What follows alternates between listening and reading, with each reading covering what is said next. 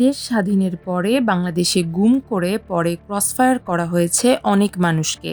সর্বহারা পার্টির নেতা বিপ্লবী সিরাজ শিকদার হচ্ছেন একজন অন্যতম বিরোধী দলীয় সর্বোচ্চ নেতা, যাকে গুম করে ক্রসফায়ার করা হয় ১৯৭৫ সালের আজকের এই দিনে। ১৯৭৫ সালের ২ জানুয়ারি শেখ মুজিব সরকারের নিরাপত্তা বাহিনীর হাতে নির্মমভাবে হত্যাকাণ্ডের শিকার হন সিরাজ শিকদার।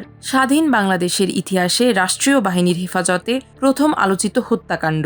সিরাজ শিকদারের এই হত্যাকাণ্ড স্বাধীন বাংলাদেশের প্রথম ক্রসফায়ার হিসেবে সর্বাধিক আলোচিত। সময় গণনায় আলোচিত এই হত্যাকাণ্ডের ৫১তম বার্ষিকী আজ। ওই সময় গণমাধ্যমে প্রকাশিত খবর, একাধিক লেখকের বই ও সিরাজ শিকদারের অনুসারীদের বয়ান থেকে জানা যায়, হত্যাকাণ্ডের শিকার হওয়ার একদিন আগে সিরাজ শিকদার ১ জানুয়ারি চট্টগ্রামে গ্রেপ্তার হন। পরে ওই দিনই তাকে বিমানে করে ঢাকায় আনা হয় এবং রাতে তাকে হাত বাঁধা অবস্থায় হাজির করা হয় শেখ মুজিবুর রহমানের সামনে। এরপর তাকে নিয়ে যাওয়া হয় রক্ষী বাহিনীর সদর দপ্তরে। সেখানে নির্যাতনের পর ২ জানুয়ারি সকালে সিরাজ শিকদারকে নিয়ে যাওয়া হয় সাভার রক্ষী বাহিনীর ক্যাম্পে। সেখান থেকে সিরাজ শিকদারকে জাহাঙ্গীরনগর বিশ্ববিদ্যালয়ের কাছে নিয়ে হাত বাঁধা অবস্থায় তাকে রাস্তায় দাঁড় করিয়ে গুলি করে হত্যা করা হয়। আর সরকারি প্রেস নোটে দাবি করা হয়, সিরাজ শিকদার গ্রেপ্তার হওয়ার পর তার পার্টি কর্মীদের কয়েকটি গোপন আস্তানা এবং তাদের বেআইনি অস্ত্র ও গোলাবারুদ রাখার স্থানে পুলিশকে নিয়ে যেতে রাজি হন। সে অনুযায়ী ২ জানুয়ারি রাতে একটি পুলিশ ভ্যানে তাকে ওইসব আস্তানায় নিয়ে যাওয়ার সময় তিনি সাভারের তালবাগ এলাকায় ভ্যান থেকে লাফিয়ে পালানোর চেষ্টা করেন। এ সময় পুলিশ গুলিবর্ষণ করলে তৎক্ষণাৎ ঘটনাস্থলেই তার মৃত্যু হয়। এ ব্যাপারে সাভার থানায় একটি মামলা করা হয়। সরকারি প্রেস নোটে শুধু মিথ্যা দাবি করা নয়, সিরাজ শিকদারকে হত্যার পর সংসদে দাঁড়িয়ে তৎকালীন প্রধানমন্ত্রী শেখ মুজিব দমভক্তি করেছেন, কোথায় আজ সিরাজ শিকদার? এদিকে সিরাজ শিকদার হত্যাকাণ্ডের প্রায় ১৭ বছর পর ১৯৯২ সালের ৪ জুন সিরাজ শিকদার পরিষদের সভাপতি শেখ মহিউদ্দিন আহমেদ ঢাকার সিএমএম আদালতে মামলা করেন।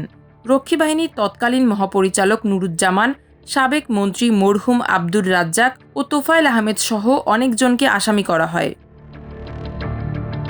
মেধাবী আর বুদ্ধিদীপ্ত সিরাজ শিকদার খুবই তরুণ বয়সে একটি শোষণ ও বৈষম্যহীন সমাজের স্বপ্ন দেখতেন। ১৯৭০ সালেই তিনি পাকিস্তানের বিরুদ্ধে গেরিলা যুদ্ধ শুরু করেন। ১৯৭১ সালে স্বাধীনতা যুদ্ধ শুরু হলে তিনি গঠন করেন পূর্ব বাংলা সর্বহারা পার্টি। বরিশালের বর্তমান ঝালকাঠির পেয়ারা বাগানে ঘাঁটি গঠন করে সেটিকে মুক্ত অঞ্চল ঘোষণা করেন। যুদ্ধের শেষ পর্যায়ে সিরাজ শিকদার একই সঙ্গে যুদ্ধ ঘোষণা করেন পাকিস্তান আর্মি, ভারতীয় আর্মি এবং মুজিব বাহিনী সহ আওয়ামী লীগের সব সশস্ত্র বাহিনীর বিরুদ্ধে। দেশ স্বাধীনের পর তিনি বাংলাদেশকে ভারতের কলোনি হিসেবে আখ্যায়িত করেন। শেখ মুজিবুর রহমানের সরকারকে ভারতপন্থী গণবিরোধী শক্তি হিসেবে অভিহিত করেন। শুরু করেন শেখ মুজিব সরকারের বিরুদ্ধে নতুন গেরিলা যুদ্ধ।